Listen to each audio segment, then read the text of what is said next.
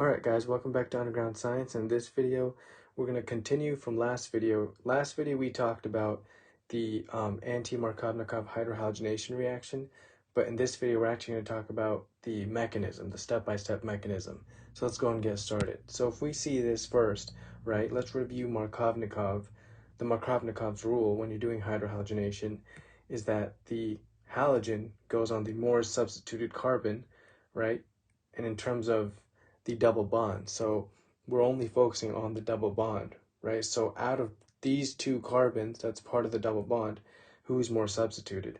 And that carbon is the carbon that will get the halogen on it. Okay, so out of these two carbons, this carbon is more substituted. So we saw that this would get the halogen, while this would get the hydrogen. But if we looked at anti-Markovnikov addition, which is easily recognizable if you see a peroxide part of your reagent, right, then the halogen in the hydrohalogen will go on the least substituted carbon when in terms of the carbons that make up the double bond. So the products in this case, or the product in this case, right, will be something like this, where the halogen went on the least substituted carbon because this is primary while this is secondary.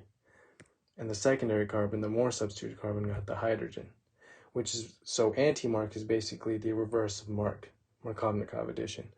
But let's see how the actual mechanism is for anti-Markovnikov addition. This is pretty long, so let's go and get started. Alright, so first, let's go and draw the reactants, reagents, and product again. Or we'll leave the product out, but let's go and draw the reactant and the reagent. So we're doing hydrohalogenation, but we're doing anti-Markovnikov. So that means we're going to be working with the peroxide group. Alright, so remember, actually we'll go over this in the mechanism, so we'll do now. So start talking about the mechanism. So first, we have to focus on the peroxide functional group. That's part of the reagents, and it looks like that. So the first step is called initiation.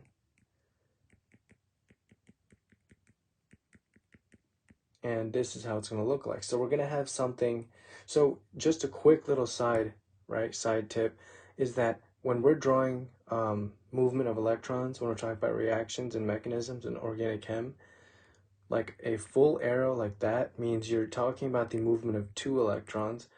But if you were to draw this, that's not a full arrow, this is half arrow. So it's going to be indicating the movement of 1 electron.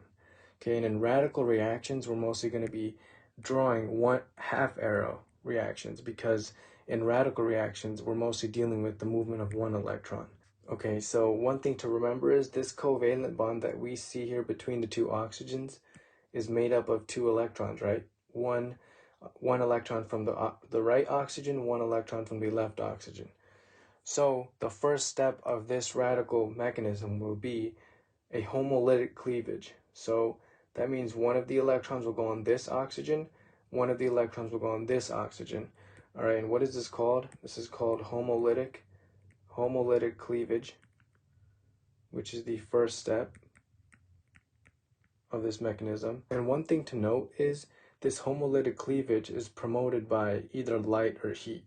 So if you put light or heat into this reaction, that's going to help this reaction greatly in terms of actually undergoing the homolytic cleavage process. So we can say heat and light, we can add to this reaction, and then homolytic cleavage will occur. Okay, so now that we know that, what do we have in the next step? So we're going to have an R and an O, or an oxygen. This oxygen is going to have this electron right here that it got from this electron going on the oxygen, and we're going to have 2 of these, right? We're going to have 2 of these. Okay, so that's homolytic cleavage and initiation that we got down. Now, one of these RO molecules, right? So one of these RO molecules, let's go and draw that out. Let's go same color, and let's actually draw the bonds out too. So one of these will end up reacting with hydrobromic acid. So that's one of our reagents here. So we're going to have hydrobromic acid reacting with this RO group. So let's go and draw hydrobromic acid out. All right. And this hydrobromic acid is going to react with this RO group. And the way this is going to happen is remember, a bond, right, that we pointed out here is made up of two individual electrons, one electron that this atom is donating, one electron this atom is donating. That makes up a covalent bond, right? The sharing of two electrons between two atoms. So that's what's going to happen here is this oxygen, right, is going to take this electron and donate it. So that's why it's a half arrow. And then remember, this bond right here is made up of two electrons. So one of these electrons, again, will come and make a bond with the oxygen, and then this electron will go on the bromine. So what we're going to have now is R, and then the O is bound to the H now, and then this bromine just gained this electron, right, on it. So this bromine is going to look something like this, a neutral bromine atom with 7 valence electrons, right? So that's why it's now counted as, its formal charge is 0, so it doesn't have an overall charge, because we'll go over formal charge later, but for now, let's just say that this formal charge for this bromine atom is 0. And the reason for this, we'll just say for right now, is because bromine is part of the group 7A halogens in the periodic table. And we know those group 7A halogens, right, have 7 valence electrons.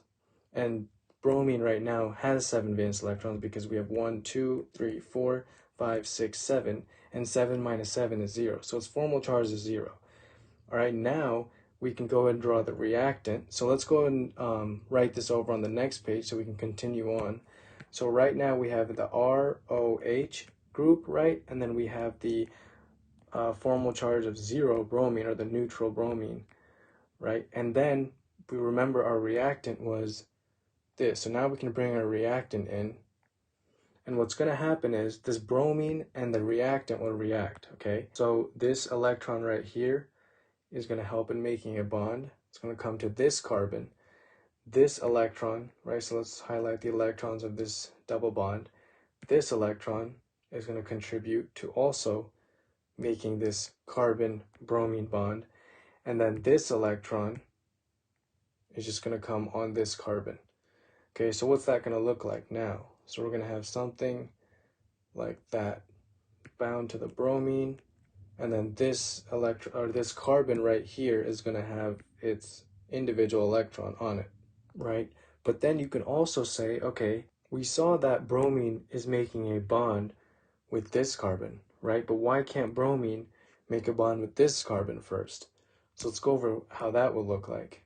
So again, let's draw our reactant, which was something like that, and then let's draw our bromine radical, right? Because its formal charge is 0, so we have a bromine radical here, and then we said, initially in the last slide, we said it attacked this carbon first. But what about if this bromine made a bond with this carbon first? So how would that look like? So one electron would come here, then again, remember this double bond, this bond, part of the double bond is 2 electrons, so one of those electrons will come here and make a bond with the bromine, while this electron is going to come on this carbon. So that's going to look like this now. We're going to have this right here, a lone electron here, and then we're going to have a bond to bromine. Okay, this means we have two options. Either this product or this intermediate, right, after the bromine attacks, or this. Now, these are radical structures, right? These are radical compounds because you can see you have a lone electron on a carbon. So we already went over the level of how to identify the specific level of the carbon. What I mean by that is, what level carbon is this? This would be a secondary carbon, right? Because this carbon is bound to 2 other carbons. What level of carbon is this? This is a primary carbon because this carbon is bound to only 1 other carbon. Now, if you have a radical, if you have a lone electron on a secondary carbon, this is a secondary radical. And if you have a lone electron on a primary carbon, it's called a primary radical. So who's better, a secondary radical intermediate or a primary radical intermediate? The correct answer is the secondary radical intermediate is more stable and better. So that's why we're actually going to, the major product, right, most of the product is going to be dealing with this intermediate. Okay, so the product we get is going to stem from this intermediate most of the time, because this will be the major intermediate, which will lead to the major product, because it's a secondary radical as compared to a primary radical. So if we're just focusing on the top intermediate, the secondary radical, what happens next is, so let's go and erase this now, since we're not dealing with this, since this is the minor intermediate. What happens with this major intermediate now is it's just a last step to this whole mechanism. So if we drew, because remember, right, what did we draw the reaction, or what did we say the reaction was? It was something like this, right? And we said, okay, the reagents are HBr and a peroxide group. Well, HBr is part of the reagent, so we have a bunch of these hydrobromic acid molecules available to us, right? So that's just going to come here. We're just going to have another hydrobromic acid react with this radical intermediate. And what's going to happen is this electron right here will come and react with the hydrogen, right? So remember, this bond is made up of 2 electrons. Specifically, the electron that the hydrogen is donating to make this covalent bond is going to react with this radical compound, specifically this lone electron. Then this electron on the bromine, right, that the bromine atom is donating in order to make this covalent bond, that electron will go on the bromine. So we're going to have this as our final product, the hydrogen on this carbon, and then of course we're going to have the bromine radical that will actually be ready to participate again in this same mechanism, right? So this bromine radical will again go to another molecule in the solution, right? Because we have a bunch of these molecules in our solution which we're doing our reaction in. So we're going to have another molecule that is our reactant, and this bromine radical will again go here, right? Deliver its 1 electron there. One of these electrons will come here, and then you'll eventually get a bond to bromine here, while this electron is going to come here and make the radical intermediate. And we get the idea this will just keep on going, right, until everything runs out. So, but the main thing we have to focus on is the product right here. And this is, if you want to name this, this would be 1-bromopentane, right? Because the bromine's on the 1 carbon. So 1-bromopentane, and it's 5 carbons long. And another thing that we should know is if we go back to this step right here, in which the oxygen right over here donated its 1 electron and basically made a bond with the hydrogen, right? After the hydrogen also donated its 1 electron that was part of this covalent bond. This specifically is called the propagation step. Okay, so this is called the propagation step, and we'll go over all these steps of a radical reaction and its mechanisms and examples in future videos. But for right now, that was basically our mechanism of how, if you react a hydrohalogen with a peroxide with a alkene, right, that's going to lead to Antimarkovnikov addition of the halogen. So basically the addition of the halogen on the least substituted carbon, right? That's part of the double bond. So that's basically it for this video. And in the next video, we'll move on to hydration and more reactions dealing with organic chemistry. All right, so I hope to see you guys there.